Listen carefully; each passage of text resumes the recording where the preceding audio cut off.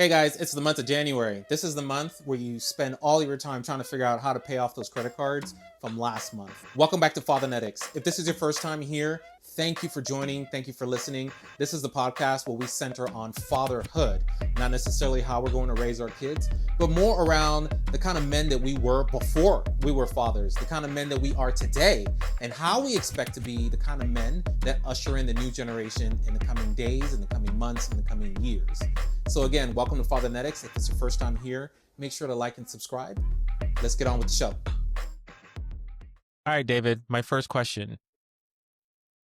NSYNC or Backstreet Boys? Oh, okay. So singular album, NSYNC no strings attached. Body of work, Backstreet Boys. No, fix that face. That's dead on. Yeah, That's body of work, perfect. Backstreet Boys. We walked down the aisle to "I Want It That Way," played by a string quartet, which is sort of like peak gay. And I think there's more to give us. So NSYNC, Lance, I know you're listening. Drop a couple more albums, and I'd love to change that answer. Welcome to Fathernetics, Fatherhood Unfiltered. I'm Jameel. Welcome to the podcast. You could never find somebody do it like me. I'ma turn it all the way up cause I'm kamikaze. Go ahead and try, baby, you are gonna see that you'll never ever find somebody do it like me. I do. Have you seen him in concert by chance? No, I do want to go to the Sphere. I was saying, like, I'm not a FOMO person, but I was like, I think this is the time that I've had the most. I would say my ultimate boy band ranking goes Jackson 5, New Edition, Backstreet Boys, New Edition. and Sync. But singular album, like No Strings Attached, is just as undefeated as it comes. So I will say I'm Backstreet Boys Yeah. over NSYNC. I'm a fan of NSYNC, but Backstreet Boys takes it for me all day. I mean, that's my whole high school career right there. Oh, what I would say, the one is probably my, like, yes, obviously they're all hit songs, but it's not on like the I Want It That Way level. Now, what I would say is when I went to their concert, I went to see them in Vegas before they were at the Sphere. When they first started their residency in Vegas. Yeah. I told my Nick, I told my husband, I told my Nick, his name is Nick. Yeah. I told my husband, we gotta go. Yeah. So we bought tickets and we went, and I felt like I was transported back in time. I mean, I knew every song, all the lyrics. Yeah. And Nick was like, how is this possible that you know every song? I'm like, dude, How is it not come possible? on. What are you doing? So like, it's the same way that he knows all the Britney songs. Yeah. That I know all the Backstreet Boys songs. It's the same thing. The last time I saw Backstreet Boys live was when they only had 4 people. So this is like 15 years ago. They did a tour with just 4 of them, and they were playing much smaller venues than Who was missing? I think Was it Brian? I think Kevin. Oh, and don't come for me if that's wrong, but I think Kevin was on a little hiatus. We can fact check that. But saw him at like a pretty small venue in New York City. Ended up dancing with this guy, and then ended up dating with him for a couple months. So Backstreet Boys are just bringing love everywhere. He's still in my phone as all the Backstreet Boys. So there we go. okay. Yeah. Okay. All right. Well, I do hope that you get to see him at the Sphere. I did want to see that. So I will tell you, I don't know if they're coming back to the Sphere. Yeah. But that just ended though. They're coming back. They extended it. Okay. Through at least through early next year. But yeah, I did text my sister. She goes to Vegas for work a bunch, and I was like, we're making this happen. I think this is official. I was sad because I thought we had all the way until like the end of December to get tickets and go, and then I heard them say, "Oh, this is our last show," and I guess I didn't hear the rest. They're coming back for sure because I got friends going. I think in February of next year. Oh, they're already selling tickets. Yep.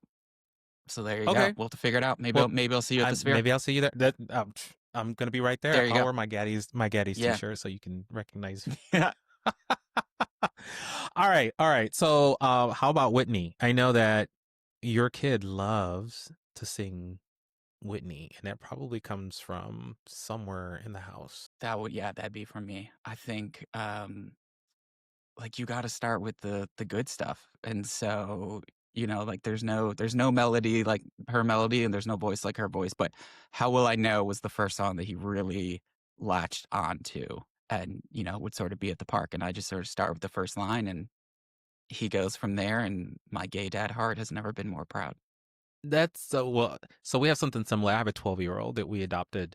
So when it's cleaning time in the house, Yeah. that is the song that I have her greatest hits. Mm-hmm. You know, so Siri just plays all 32 of the Yeah. songs Yeah. back to back. So he knows all the songs. He knows all the Backstreet Boy songs. He knows random songs as well, like Mm-hmm. Lionel Richie. He knows all of Britney because Mm-hmm. Nick is a Britney fan. Are you a Britney fan? Ish. Yes. I mean, I'm a gay millennial, so I know all the songs. I would not qualify me as a Britney stan, but I mean, you can't not be. I'm not either. I am Britney by way of Nick. Yeah, I'm Britney by way of gay. How about that? Okay, yeah, I mean, Yeah. that'll work. Yeah. That goes right into it. Yeah. Okay, so why don't you do a 5-second elevator pitch introduction of yourself? I'm sure you're used to doing these all the time. You're probably really eloquent at it, so I'll let you do that. That's a lot of pressure. I really hamped you up. Yeah, there we go. So I'm David Morgenstern, live in Portland, Oregon. I am a gay dad who wanted to bring more representation and visibility for our families. So earlier this year, I launched the first ever lifestyle brand focused on gay dads, Gaddies. Made up a term, Gaddie. And the inspiration for it was really becoming a parent and wanting to see more of our families, or being at the park, trying to tell if it was a hipster or a gay dad with an earring. Grew up in Cleveland. You can see all the Cleveland stuff behind me. I know that I need to upgrade to like a Gaddy's branded moment, but this is where my husband let me put all No, my. that's fine. I was gonna This ask is you where my about that husband let me sign put all behind my you. Cleveland sports things. So that's where I live. Is that what that sign behind you with the letters? Yeah, Is that what that means? yeah. It says What is "Thank that? you, Cleveland." It was they gave him out at a playoff game that I was at. Almost 15 or 16 No, the years other ago. one, the black and white run. Oh, that one. Yeah, is that a street sign? Yeah, it's a street sign from where I grew up. Oh, So I was like, okay, because in my head I was like, okay, the Domo monster is very popular, so I get to see Domo behind folks all the time. So I was like, maybe that's something like that. no, it's redone. I kind of messed up the 30 seconds, but live with my husband Raphael and our 4-year-old kiddo, and I think community's always been a big part of who I am and what I do, and so part of this right now is using Gaddies as a platform and an ability to spotlight and highlight all the gay and queer dads out there doing amazing things in a new way. So I launched early 2025. So have you always kind of had a desire to be connected to the LGBTQ community or community in general, or is this just kind of coming as an offspring of what you're trying to do with your company now? Yeah, I think Gaddies is a growth of what I've always done in the community. So I've always been very involved specifically in like HIV and AIDS advocacy, worked on the hotline for the Trevor Project in New York City, started LGBT groups at work. And it was always really important to me to recognize that I get to sit here in 2025 living my gay life in Portland because of the work that so many people did before me. And I don't take that responsibility or I don't take that ability lightly. And I think I sort of feel that honor to make sure to carry that forward and not forget where we've been, but also build a future. So something I've always did. I give a lot of credit to my mom. She is so active and involved in the community that I think growing up, I just saw that's what you do, right? You just focus on, hey, how can I bring people together, bring different people together and spark something that may not be there before.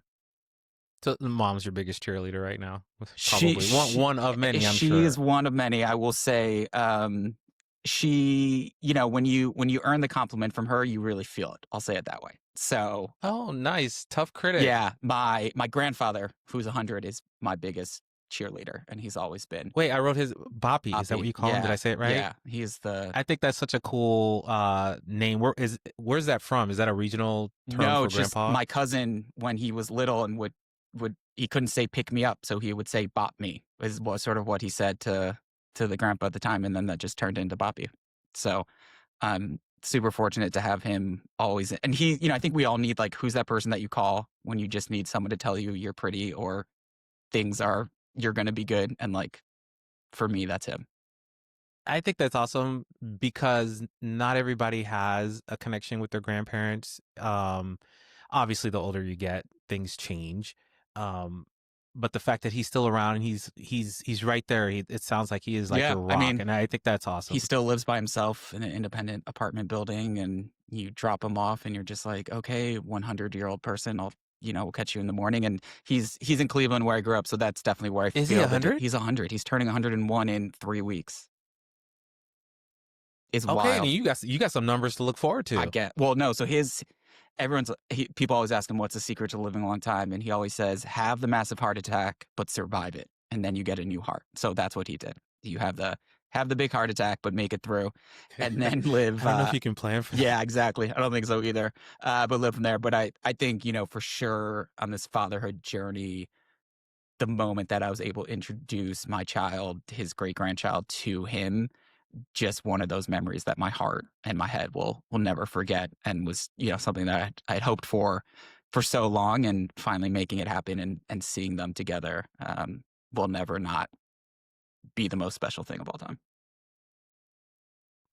I don't have both my grandparents are no longer here. Yeah. I never met one, and the other one I did, and he passed, which was fine. It was natural, right? But I do miss that connection. But I do see him in my dad, and I see a lot of him in me. So there's that. Fathernetics is really about understanding that generational change, the knowledge transfer from grandpa to dad to who we are today, to passing it on to our kids as our community continues to expand and expand their families as a result. Also, so two things. One, I need your mom to give me her thumbs up on my podcast, because it sounds like if she's okay with it, then we're on the right. Yeah, I think it's one of those things where you never know what people are saying when you're not in the room. And some people are better about praising you and saying all the positive things about you as opposed to directly to you. And so I think that's one to say. Or, I talk with everyone else, and both my parents cannot be more proud of me, but I think sometimes they're a little bit better at telling that to other people than me. So as we think about what kind of parent we're going to be, that's one of the things that I hang on to and say, what might I want to do a little differently?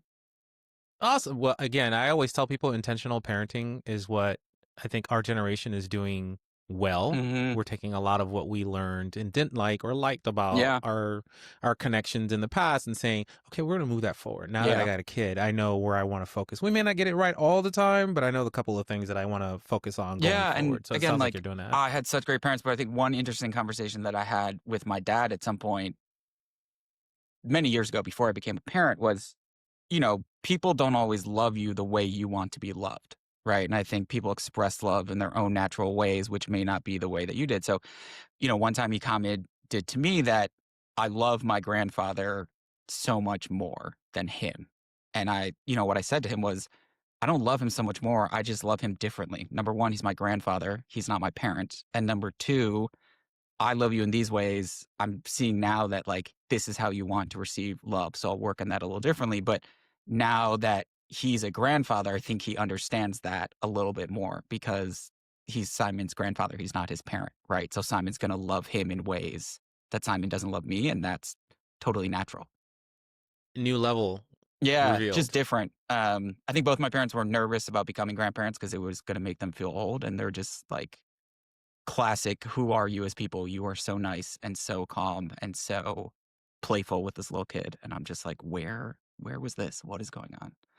But completely different people. Oh yeah, but okay. In the same way that everyone tells you it's going to happen, right? They're they become grandparents, and then you give them the world, because you can always give them back at the end of the day. Yeah, it all goes out the window. So definitely been seeing that. Sugar them up and send them home. Yeah, with dad. exactly. There you go. Yeah, thanks. We live across the country from both sets of grandparents, so we don't get to see them that much. But obviously, technology helps, and they're an important part of his life. Have you guys kind of centered on holidays? Yeah, for families and stuff. We rotate. So my husband's from northern Florida, so we do summer Thanksgiving with my family in Cleveland, winter, and then the Passover holiday with his family in Florida. So we get to go. Very strategic. We get to go to northern Florida twice a year, and couldn't be more ecstatic about it. But we fly into Orlando, which is kind of a great flight as a parent, because there's so many kids on that plane that no one cares what's happening, and you just are all sort of in it together. It's a jungle gym in the sky. Yeah, a little bit of that. That's all happening. Do you guys get to go to Disney since you're in Florida all the time? So, good question. We're going to Disney for the first time in December, and I actually was thinking I need to find a Disney gay dad to do a little 10-minute primer for non-Disney gays like myself of what are we doing, what are we not doing, what that looks like. Thankfully, we're going with Raphael's parents, and so I don't have to do anything. I just get to show up and let them deal with all the stress. Oh yeah, they'll love the kid.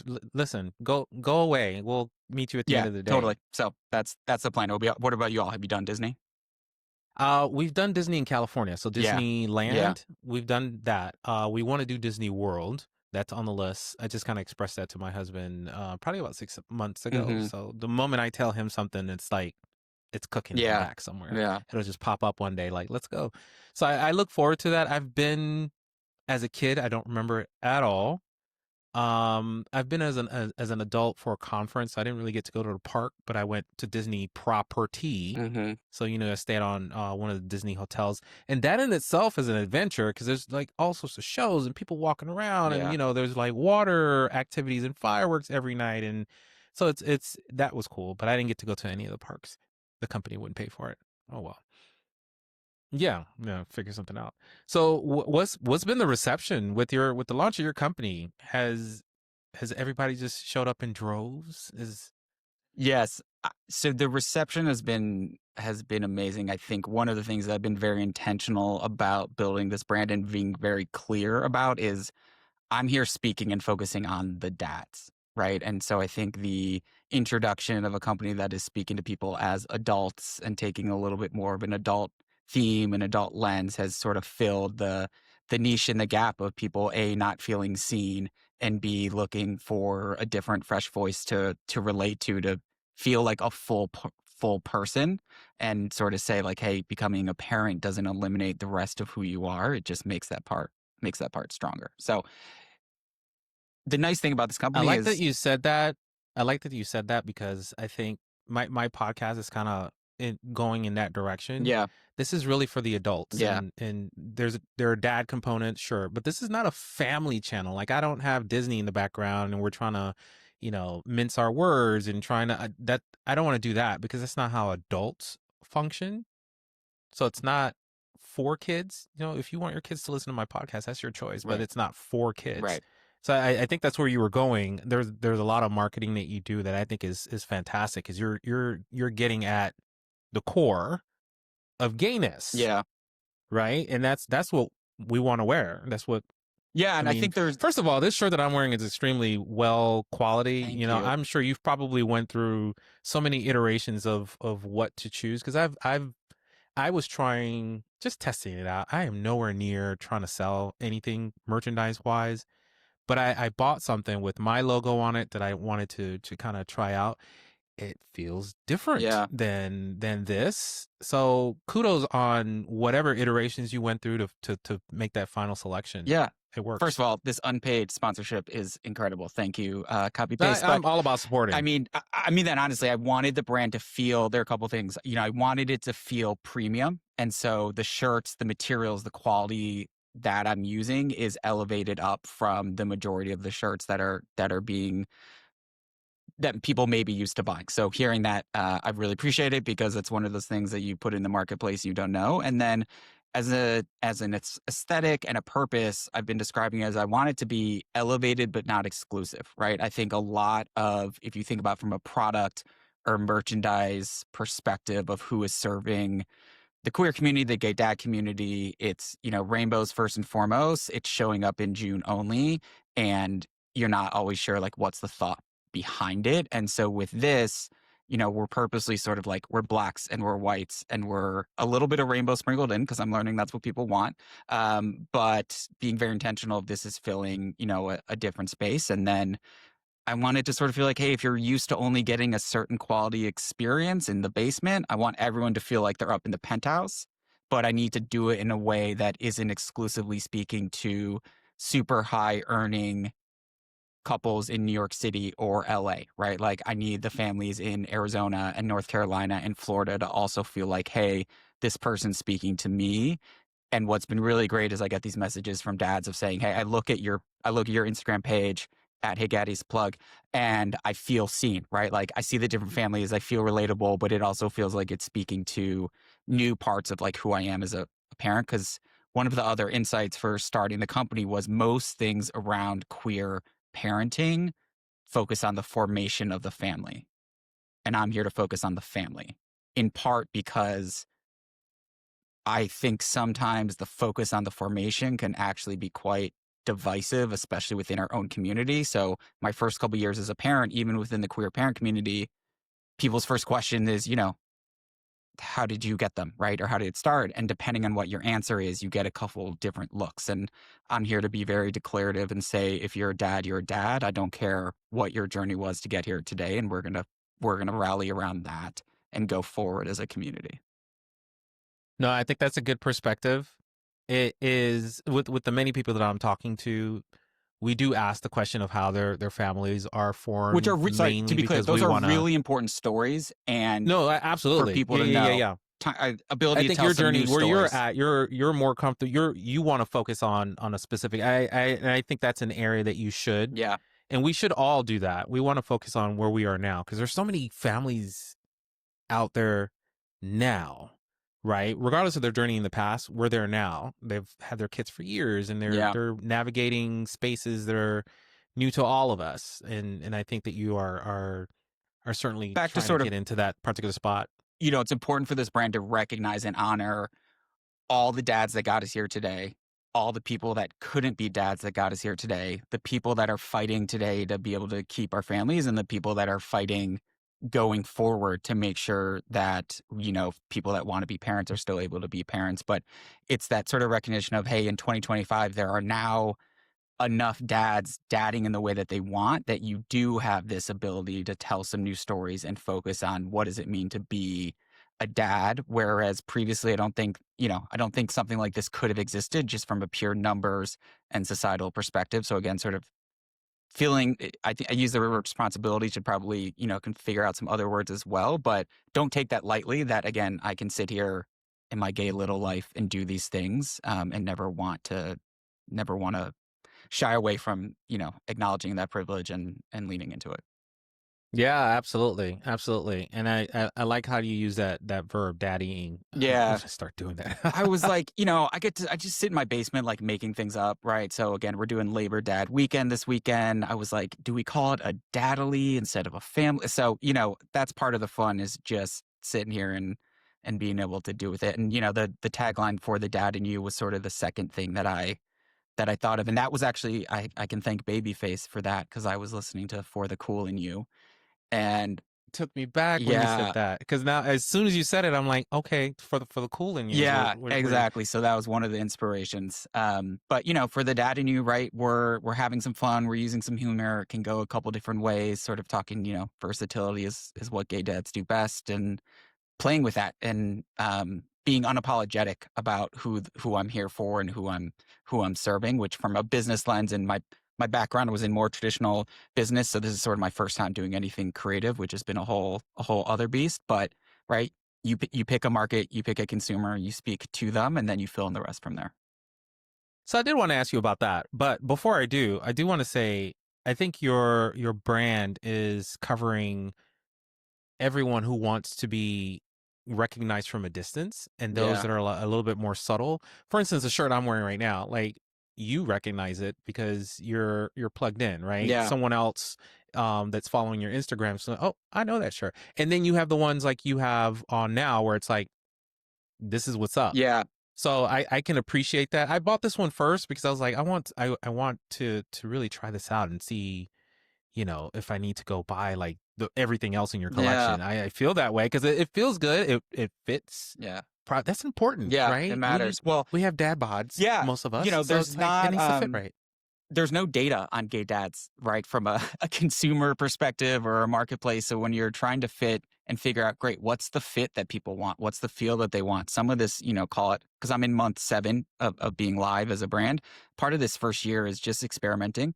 But I think to, your call out of our logo it's 2 G's in a pair, in shaped as cherries. So it's a pair of fruits, a pair of Gaddies. And I was inspired by this idea of, all right, the bears have the claw. Like, what's the gay dad tattoo, right? Like, what's that emblem? And we'll see if we get there. But that was part of trying to build this element that have an if you know component, and people can sort of spot it on the playground and feel that connection. Because a lot of the inspiration for this is using physical product to help spark connection, right? And so whether you're on a plane going to Disney, or at the playground, or somewhere random and you see that, or you see the word and connectivity, and you're like, oh, cool, I can go talk to that person and start it from there. So are you going to be at every Pride across the country? Is that the goal? That honestly, if I could just be a festivals only business, I would love that. We did a couple. I did my first 3 in-person events over the summer, and those were just amazing, right? Because you get to get out of your basement, go talk to people, get feedback. I've shared this before, but at my first event, this pair of sisters came out to me, and they were in their 60s, and they were talking about how their dad came out at age 62 after he had 5 kids. Their dad has since passed, but they were just talking about how happy this would have made him and what it meant to them to see this. And so you learn all these amazing stories, right? Because the beautiful thing about queer people is that we are all people. We're all shades, we're all classes, we're all nationalities, and so you sort of never know what story is gonna come out of their mouths. But the in-person events, incredible. I'd love to do it nonstop. And representation matters. Yeah. And I say that because you, on your social media, which we'll talk about also, you have such a diverse cast of models. Mm-hmm. And it's not just the GQ model. It's the average everyday individual, which I respect, because I look at that and I go, yeah, that's me. I'm not personally, I don't want to be on the cover of GQ. That sounds like a lot of work and a lot of maintenance and a lot of exercising to at least get there. Yeah. But I'm a dad. I work during the day. I do a podcast the rest of my time. I have a kid that I'm chasing after. That's not my main focus. That's not my drive. So I want a product that represents me. And that's, I appreciate hearing that. And, we're a couple of months in, right? So a lot of, I described, I used to work at a big giant company, and there's so much socialization that used to have to happen, right? You have an idea, but then, and right now, if I have the idea, it's me, myself, and I, right? Like I just get to go do what I want to do and be very intentional about what is the representation for this brand. And right now it's a lot of like people that have been excited about it, right? That have bought product, and I start talking to them and I love what they're doing. I'm like, hey, come over and do this. And people get so excited about that opportunity, which I think has really like caught me off guard in a positive way. But, putting all those pieces together has been exciting. that means you're in the pocket, We're there. as they say. I think that like As they say. people are like, hey, how's this going? And one answer is like, it's really simple, right? Like I made up a word. People understand the word, so they understand the business. And so I think a lot of why this has been building in the way that it's building is that in an instant you get it, right? And so I don't have to do a lot of selling of what it is. And maybe you're here for it, maybe you're not, but you get to make that decision super quickly. And that lets the consumer decide, that lets the person decide, I'm going to hit this follow button. I'm going to hit this shop now button, right? I'm going to put those pieces together. And also be clear of like, we're speaking to the dads, but then I have the community of who I call my Gaddy baddies, right? So those are all the people that are supporting us. One of the other ideas and inspirations for this company was using gifting as a form of celebration and then as a form of validation. Because one of the things I've said is people want to celebrate our families. They feel like they don't know how to. And when you don't know how to do something, you don't do it, right? So this is sort of the invitation to, hey, come to the website. On the website, we've got merch. We've got a bookstore that just features books written by gay dads or books with gay dad families. We've got resources for starting your family. We've got resources for other gay dad-owned businesses. I should probably start a media section and get you up on there as well. But really being intentional of... Yeah, no pressure. Yeah, no pressure. Gaddies works if I tell the story of the community to build a brand, to build a community. And then how do you become, again, this sort of space, this platform where I'm just here, community over competition, as my friends over at Fam Connect say. So plug for that as well. But I think that's part of what Win is. I'm not an individual story. I'm letting everyone tell their story, which is the true makeup of who we are as gay and queer dads. And as you say that, the difference there is there are a lot of brands that launch and they're really focused on themselves, and that's not necessarily a bad thing, because you're out there to do business, to make money. Capitalism. But based on what you're saying, you're trying to do both, right? You're pulling people in and making sure that they are heard, seen, and as a result, that generates more visibility for your brand. I think that's a genius idea. I mean, I think there's a lot in the gay community where there are a lot of people who want to support good businesses, and I'm hoping that that's something that you're experiencing, as you continue to grow. And there's not a lot of, well, if you're not helping me, then I'm not going to help you, which, more times than not tends to be an attitude that we see as well. Yeah, I mean, first of all, I'd say everyone has been so supportive. So I think in general, and people out there have different experiences, but like, I think queer people are just rooting for queer people. And we can talk about the flip side of that because there's always a flip side. But I every queer owner, every queer business owner that I reach out to has been receptive. You go out with an intelligent ask and you're like, hey, here's what I'm looking for. So supportive, sharing the knowledge. I think I'm also benefiting from, I'm the first company doing this, so I'm not competing against anyone else. So people have been very free with their knowledge because I'm not coming into a space where they already exist, right? And that lets it land a little bit differently and gives me some freedom to go and try some new things. I definitely have had some Mike Jones moments already where, sort of reached out to people maybe when I didn't have, didn't have as many followers as I do now. Not that it's that many, but now they see other people and they're like, oh, great. So I then get sort of make my decision of More visibility. You're out there. more I mean, visibility. there's face recognition a little bit for yourself, and that's the big battle in for the circle. me is, I think I'll share this, right? You're probably relatable for a lot of people. I'm not someone where confidence comes easily or thinking I have a unique perspective or point of view that the world would want to hear comes naturally. So a big portion of this has been pushing myself to the forefront. I've always been a behind the scenes kind of guy, and figuring out what is that voice? How do I bring that to light, but not dominate the conversation? But people need to feel the connection to the founder. They need to understand the founder's story and the why. And a couple months in, I think I'm starting to get a little bit more comfortable of doing that, and seeing the reaction makes it feel a little bit more comfortable. Good for you for stepping out of the box. I know public speaking and engaging, putting your face on camera is not, you see a lot of people do it on social media and you're like, oh, it's so easy. And then you turn the camera on and you're like, It's okay. so difficult. A couple things. Like, I want to go give anyone that's ever started anything in the world a giant hug because I had no idea how hard starting. Don't care if it's a lemonade stand, so hard. And two, like, we talked about vulnerability in corporate settings, but no, vulnerability is putting your face and your idea out on the internet, putting your face and your idea on a business and letting people react to it. So I have such a tremendous more amount of appreciation and respect for anyone that's doing it, no matter whether you're doing it in your basement with 2 followers or 2 million. It's scary. It's hard. It's a science. It's a tactical skill set. And whatever people are paying their social media teams, they need to increase that by 10. So I had a conversation with Gays with Kids. Thank you. And so I had to compliment him on his social media machine because they're really engaged, they're plugged in, they're connecting, right? They're answering, they're sending. And I think that's important too, right? I reached out to you, you responded. That's unusual because I reach out to a lot of people trying to get them to come on the show and share their stories. Not everybody responds. And I'm in that very beginning stage where in order for people to respond, they look at your followers and they go, okay, you're not. And so I'm not there yet because I'm bigger than that. That's cool. I get it. Do you.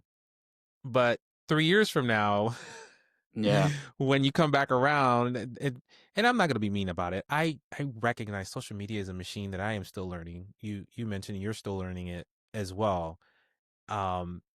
There are things that I didn't know. The algorithm I had to learn. It changes every now and again. You have to post a certain way at a certain time, and you have to. So those are things that I'm still trying to learn myself, and I get it wrong more times than I get it right. I know that equation will change at some point, but I'm not there yet. Yeah. So, well, listen. First of all, definitely shout out to Gays with Kids, and one of the things I should have mentioned that I'm learning how to do is we give a portion of all of our profits to LGBTQ organizations supporting queer families. And that's like a really important piece of what we're doing. I think to your point of how do you share that? Actually, yesterday just hired a copywriter to help me figure out how am I doing this differently, because I'm not doing it right now. But it's really important to be connected with those other organizations and support them, and be very clear. If you're here standing for a community, you need to be supporting them in a bunch of different ways. I'd say one thing I do tell myself is sometimes when people reply back now that maybe didn't a couple months ago, I go, you know what? Maybe my message was stuck in that the third part of the DMs where you can't see them. Maybe that's where it was. And so I think a lot of it is sort of like how people reply back. I have had Positive intent. people start to reach out that are just like, send me product, and that's just like a hard no, right? I don't care. No engagement previously, no warm up, just literally sometimes it's that direct line of send me product. And I'm like, man, Well, I mean, you what work are we hard to be where doing? you are today. It's Yeah. like and I tell people all the time, the price is what it is. You pay Yeah. people what they're worth, not what you decide you want to Yeah. pay. So I try to convince people of that all the time when they're like, can I get a discount? Why is this so expensive? It's like, okay, what are you looking for here? Also, I will say, what an interesting time to be starting a consumer goods company in 2025, and tariffs Yeah, how and about those tariffs, all huh? Yeah. I mean, there's so much unknown, and prices for my products have changed and have gone up. Thus far, I haven't raised my prices. I don't want to, but just a very real note that every small business out there this is real, and we're trying to work through it. But I mean, I'm curious to hear from you. I think a lot of it is just, for me at least, it's not that complicated. It's like, what is the tone that people are using when they're reaching out to you? And is it a tone of excitement or entitlement? But again, giving people props. I have had gay and queer dads, who have big followings that from day one were just like, yeah, I'm going to do this. And because I'm, new to the social media machine, having people DM me and be like, I don't think you realize like how special it is that these people are just doing this for you for free because they believe in your company, right? They're getting paid XYZ by all these other brands to do the same thing, but they believe in you. They love what you're doing. So I don't take that for granted. And I was actually we were in Provincetown for Family Week and was able to meet some of the dads that literally I think were some of my, for 10 or 20 customers earlier this year that I've been connected to and so that was a really cool moment to just meet them and, chat with them. And again, take that relationship from the DMs to IRL. Yeah, while you still can, because pretty soon it's going to be quite the big number. No. I'm giving you some good projections. No, my experience has been great. I have not come across anyone that's been, at least responded in a way that was like, no, you're not for me because you're too small. Yeah. But I also recognize that everyone starts somewhere. Yeah. And just like you mentioned it earlier, you just got to start. Just do it. You have a dream, start somewhere and see where you end up. I have come across and interviewed people that have ginormous followings. Mhm. And the reason that they've decided to do it is because they're part of the community, Mhm. right? I want people to hear my story and feel encouraged and perhaps give them ways to avoid some pitfalls, but then also to talk about how great life is as a father, Mhm. things that they enjoy about having with their kids. And some of them have companies that they want to talk about and get engaged and just have an opportunity to say, I did this when you were Mhm.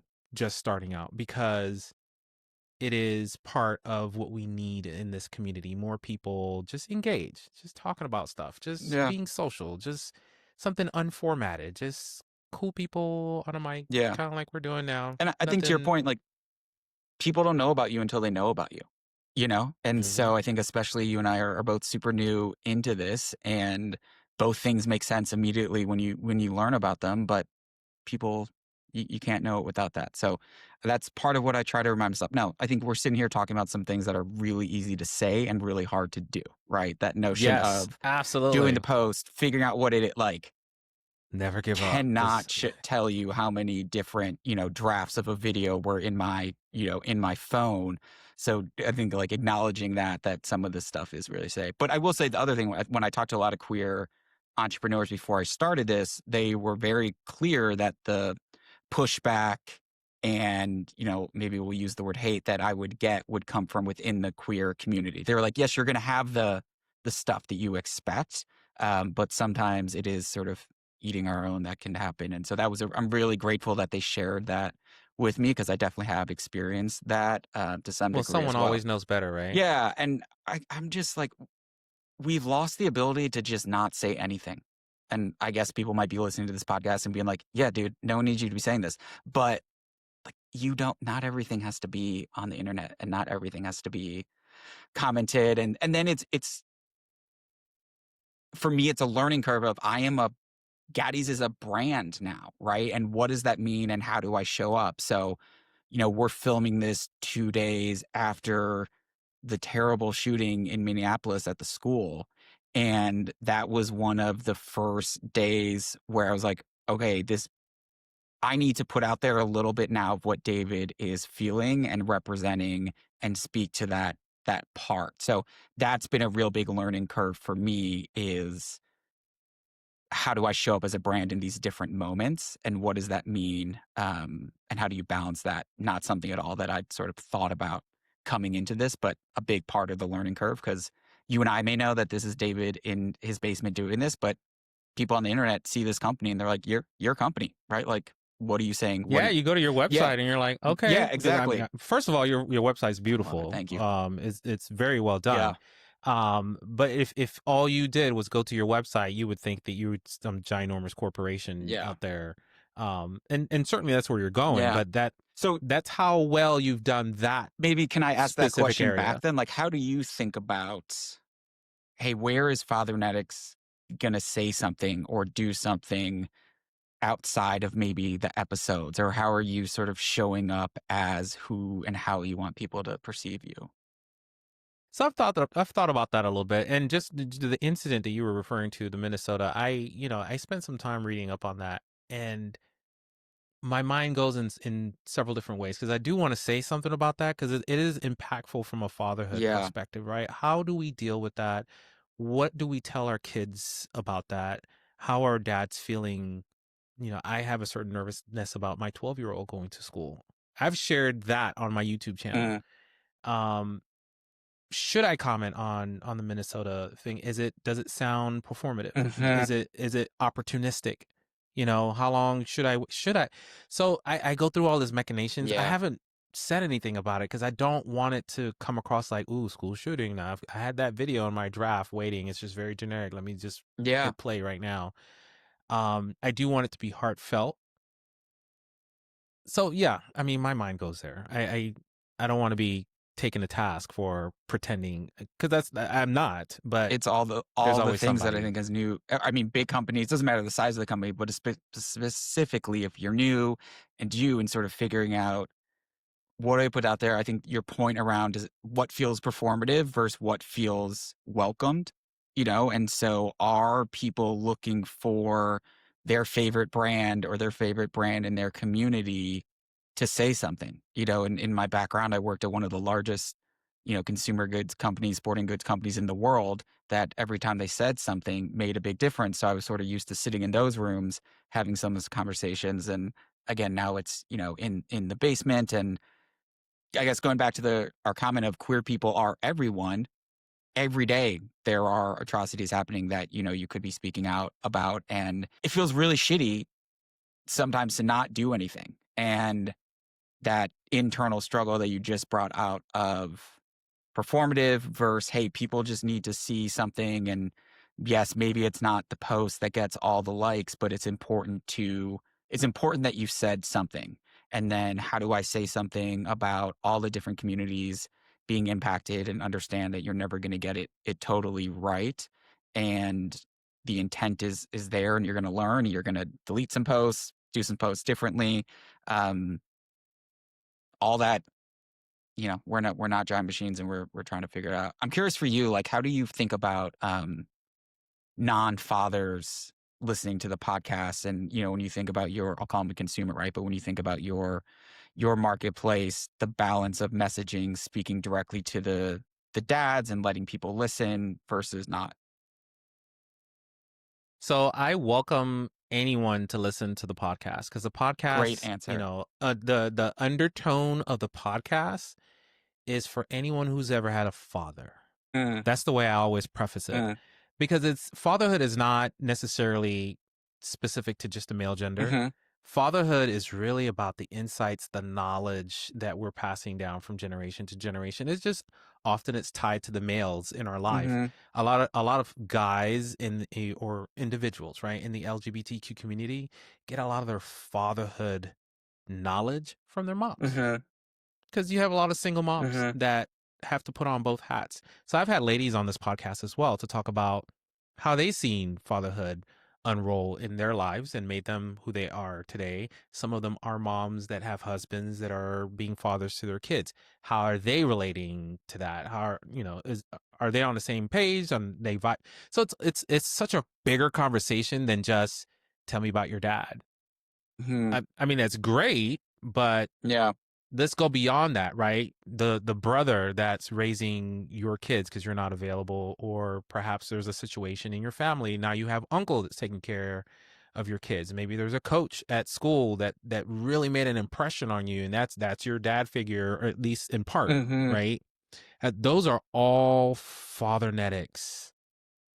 That's not your father, but that's Fathernetics. It's a component that's made you who you are today, that now you are sharing with the next generation. So it's for everyone. I encourage everyone to listen and say, hey, I like that. I'm going to take that up and run with it. Or no, I don't like that. I will never do that. Yeah, please feel validated in some of the things you're hearing, whether it's good or bad, or Beautiful. indifferent. Yeah. So for you with this new business, how do you balance everything that you're doing now and the bambino you have at home and a husband? How's that all? Yeah, not great a lot of the times. It's been probably like me. You spend a lot of the time trying to figure out, okay, what comes next. Yeah, I mean, I think some people inherently were just born to be entrepreneurs and always knew that they wanted to start a company. I had no interest in ever starting a company, so I'm sort of in this process learning all these things differently.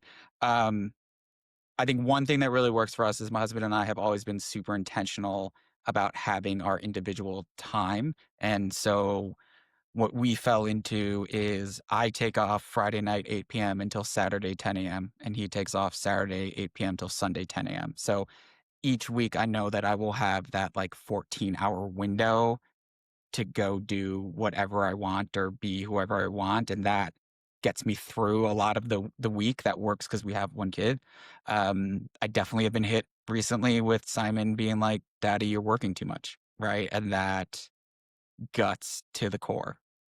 I know, that's so But loud, then that gets right? balanced with the DMs that you get from dads saying, "Hey, I feel so seen and I feel so thankful that you're building this." And those two things coming together, I definitely have a lot to figure out if this, for this to grow and scale of what does that mean? But sort of back to your original question, I will say I'm a little bit Being like fortunate. 2 team members. Yeah, I gotta figure that out. I will say, pros and cons. My husband, COVID was his ideal lifestyle. Like if he could never speak to another person again or leave the house, that's his Oh, favorite you thing said he about. was an introvert. Yeah, I was reading yeah. your interview. So Yep. he's got no needs for me. And that at least that helps that part. But staying true and carving out that time, and I've been good so far about protecting the Simon time, but my brain is not always there.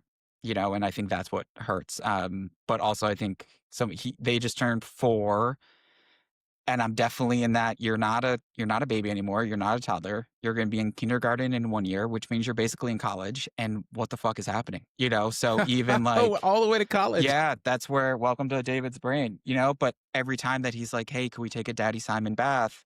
I'm in that bath and I'm like, this is not always going to be here. So in some ways it's helped me be much more present in those moments. And then in other ways, it's a lot of internal struggle and talking to my therapist of like, what am I doing? I'm missing my kid's whole life, even though I'm there a lot more than I think we all give ourselves credit for. Yeah, and there's an evolution now of working from home that provides a little bit more you're around. Yeah. You may not be in the same room, but I can go find you in 5 seconds, as opposed to you're working across town and I'm not going to see you Yeah. till 6 o'clock. Yeah. So, I think all those things come with starting your own thing, and just no one can prepare you for what fatherhood is like until you're in it. No one can prepare you what it's like to start your own company until you're in it. And, if you're not doing like this to-do list, if David's not doing it, it's not getting done, right? And so getting comfortable with that and trying to focus on, I now at the end of every day, I write down every good thing that happened. So I'm trying to train my brain a little bit at the end of the day to focus on what's every positive that happened today, and get that out of my system onto the piece of paper. So that's helped a little bit to try to do it. But I'm always up for new tricks and tips that people have. I am always encouraging people to write books about their story, because everybody's story is so unique. I think what you just said about, writing yourself notes to encourage us, not a lot of people do that. No one would think to write, like, why do I need to write that down? But, 5 years from now, when you have 5 notebooks full of all the amazing things you've done, you can look back on that. I think So that will probably speak volumes. that's interesting to hear, because the approach that I take, and maybe I can think about switching up, is I write every good thing that happened on the paper, and then I actually tear it up at the end. And there's something about that physical tearing of it that lets Take me. a picture. I should take a picture. And then tear it up. Yeah, I should do that. But I have a good things photo folder that I have, that I keep really nice messages that people have sent me, and so I go and I read them. And then actually at the start of every therapy session to my therapist, I read him the good things folder so that he can try to train my brain to see all the good things that are happening. I mean, this is the quintessential Wozniak Jobs, right? Starting the business in the garage, and everybody's like, "Ooh, that must have been cool." And it's like they were probably feeling the same way. No, this is crazy. There's no AC in this garage. Yeah. We're really plugging in things into, sockets that barely work. But, 10 years later, boom. Yeah. So there's a lot of that. There's a lot of figuring out, okay, what does this look like? How do I, as I grow the business, there's all these different things I'd love to do, and figuring out how you put the pieces of the puzzle there, both from physical product, but then also community. And, I've had dads reach out in different cities and be like, hey, I'd love to help start organizing in-person meetups. Right. And so you learn to say yes. And then I've also learned to follow the yes energy. So I think some of my biggest supporters were people I'd never met a couple months ago, but they keep offering their time and making themselves available. And so that is one thing I've shared when people have asked me, like, hey, what have you learned from starting a company? Number one is follow the yes energy. And then number two, I say, is feedback is a gift, and gifts can be returned. Right. So you got to figure out. Oh, I like Thank that. you. That's a David original. But Okay, man, you're full of. I like it. we're doing our thing over here. But there's going to be so much stuff coming at you, and how are you putting? I think of it as like a little shield around myself, and what do I actually want to let in? Because I'm someone that used to just let everything hit me in the heart. And Yes, I was going to ask you that. How are you working on boundaries? Because I know when you do something like this and you put your face out there, everybody has an opinion about everything. Yeah. So it's like, how are you trying to protect yourself from the emotional component that Right. goes along with social media? I think I've worked really hard on becoming the David that I want to be the last couple years, and inadvertently that has prepared me for this moment, because something like that shield that I just mentioned, I'm now way better at being able to sort of deflect it and not let it come in and just totally take over. So I'm grateful. I'm grateful for myself for having worked hard the last couple years to get to this place. And that means a lot in this moment.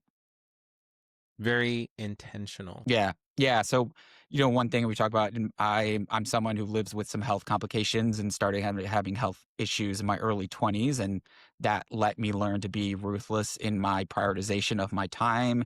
It let me learn to stop caring what people I don't care about think about me. And so all these things that, were not part of the plan of becoming who I am today or starting a business really benefit me, because I am able to say, this is what I care about. This is what I don't care about. Everything else let it be. And so that's some of the perspective that I think has come from some of that experience. So last question here. Do you have someone you're leaning on for business advice, or is this really just Genesis and stays within your wheelhouse? This is a shout out to Barry Miguel. So I got connected. This is going to be a longer answer. Maybe you can edit it, but Yeah, no, let's do it. I started doing a lot of research in the fall when I sort of was like, hey, I want to do this. And I talked to as many people as I could. And I read a book called Gay Dads, which was written by a guy named David Straw. It was written, I think, in like 2004, 2005. I reached out to him. He agreed to talk to me. And at the end of the call, he was like, oh, you should talk to my ex-husband. He used to work in apparel. And he introduced me to his ex-husband, Barry, who was, a global apparel executive at a lot of huge companies. And he's just sort of taken me under his wing. And he's like, we're going to talk every Monday. And so I talk to Barry every Monday. Sometimes I'm like, Barry, I need you 80% industry knowledge, 20% therapist. Sometimes it's the reverse, but it's like true mentorship in a way that I haven't experienced before. And my family loves Barry because every time I talk to Barry, things go better. And my sister's like, can you talk to him like more than once a week? So a long-winded answer to Barry's say, doing double duty. yeah, I but love I think it. I mentioned Barry's part of that follow the yes energy that I was talking about earlier, right? Like he was like, we're going to talk every Monday. And I was like, great. Take advantage of that. You know what you're doing. And so again, sometimes I get on these calls and I'm like, Barry, I need you to treat me like the junior merchant coming to you, presenting the line plan, presenting the different shirts, tear it to shreds, tell me what's working, tells me what's not working. Sometimes it's strategic, but having that person that has the functional industry knowledge as well as the emotional intelligence and the experience being a community member, they have kids in their 20s, has been, I'm not here today without that. That's awesome. I think, again, if you have that type of a connection, someone who's really invested in you for you, that speaks volumes. They're not looking for anything back other than just to see you be successful. Yeah. And I think like a lot to your point earlier, send the email, right? And I'm a person where I'm going to send the email. If you don't reply, I'm going to send the follow-up email. And then if you don't reply to the follow-up email, cool. But like send those 2 emails. People are The worst busy. you're going to get is a no. Or not, right? Like people are busy. We've all met that. But I think that's important for people to hear sometimes, because I think sometimes what is the scariest thing to other people is the easiest to some. And like for me, sending that well-crafted email with like, here's what I'm looking for, that's not scary to me at all. Because all it takes is one person to say, yeah, let's do it. Yeah. Just follow it, And you're there. give yes a chance, right? Like you gotta let it have the ability to get to where you want to be and not shoot it down yourself. All right, David. So what's next? What's next for Gaddies? What's next for Gaddies? We are international. No, we're not there yet. It's been cool. We've sold to 8 countries. So that has been a pretty cool moment where I'm like, you're in Germany and you just went on the internet and saw this website and we're like, oh, that's cute. I want to give you money, and ordered it. Like, that's wild. I mean, that had to be quite the moment for you, right? Oh, totally. And there's someone named Sam that lives in Atlanta, and Sam was my first customer that wasn't a parent or a friend, and they will forever have a very special place in my heart. Truly every order that comes in every day, I'm like, I can't believe people are paying me money. And I talked to some people that have been doing this a lot longer, and they're like, that feeling never changes, right? Like that special feeling. You're not filling these from your house, are you? Yes, and some from my house, some from other places. So I will not show you the operational mess that is in the background. I can just imagine. But I think what's next for Gaddies is continuing to tell the stories that matter. So continuing to focus on pieces that are unique to our experience. So we're doing, I don't know when this will air, but the week of September 15th, we're going to talk about sports. And we're going to talk about sports because when I did all my research with gay dads, that's one of the things that they brought up a lot of like, hey, athletics were not a comfortable place for me growing up. And now I have a kid and I'm back around sports and I'm not feeling great about it. So we're going to hear from gay dads who are sport coaches, gay dads who are athletes around insights and tips. And what does that mean? And how do you show up confidently? And we're going to talk about some really cool apparel that I designed inspired by that. And so one of the things I'm doing differently is from a product lens, being very clear of, hey, here was the insight. Here's what I heard from the community. that's what inspired me to go design, this varsity shirt, or I've got this really fun shirt that's last pick dodgeball on the front and first pick Gaddie on the back, right? Like, how do you put that out there a little bit more? And then we've got some cool things cooking in the fall that are going to focus on visibility, but growing representation, telling those functional stories. We're going to do a National Gay Dad Dentist Day where we have a gay dad who's a dentist talking to us about, maybe you adopted your kid at 1 year old and you don't know their dental history, like things that are unique to or are more pertinent in our community. Keep telling those, but have them be told by our community members so people feel like it's coming from us for us. I like that. Lots of oars in the fire. Everything touches a dad in their current existence and their growth arc that they have with their family. And try to bring today. I like that you're talking about sports as well, because there are a lot of LGBTQ folks that are into sports, but don't really have a way of kind of connecting that to the community, because there's the misnomer out there that gay people don't like sports. Yeah. So it's just kind of gone. Yeah. And I think the other thing I'm trying to be very intentional about is picking topics that extend into the lifetime of our children. Because I think a lot of gay queer parent focus is like getting the baby and up till year 2.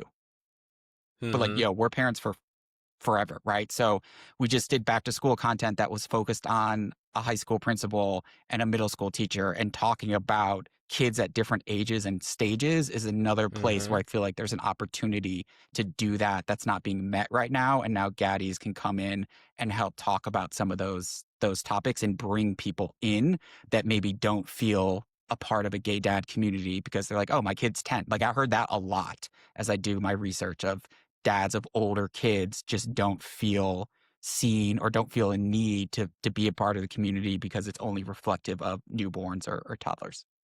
Oh, that's unfortunate, because dads are dads. Yeah. So, all those pieces, and then we're learning every day. We're doing some things differently than we did yesterday, and trying to give ourselves some grace, and talking in the third person, because that always feels very humble.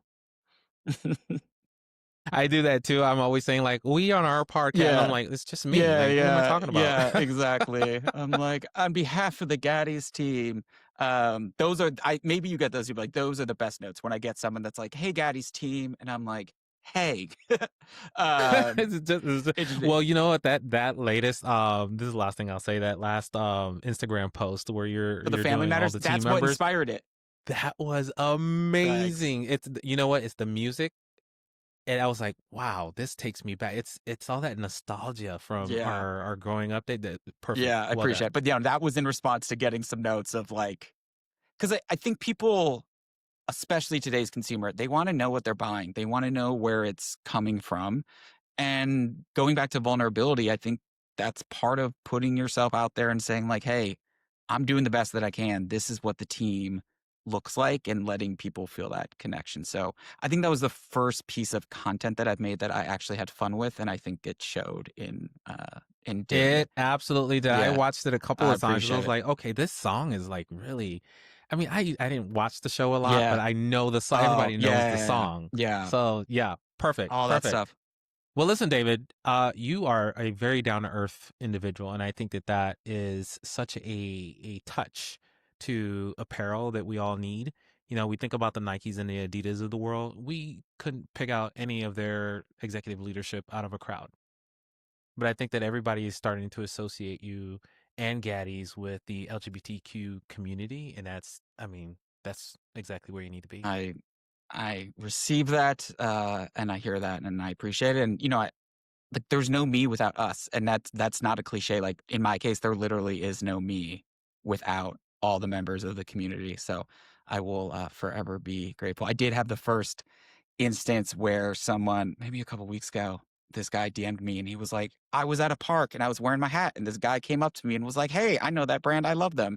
And then they started talking, and I was like, fuck yes, that's why I did this. Exactly. Yeah. So that's it. That was cool. Come check us out. We're at www.heygaddies.com, heygaddies.com, and on Instagram, same thing, heygaddies, Hey Gaddies. And I appreciate you having me on, and I'm rooting for everyone. Yeah, absolutely. Anytime. Thank you, sir. Cool. Do it.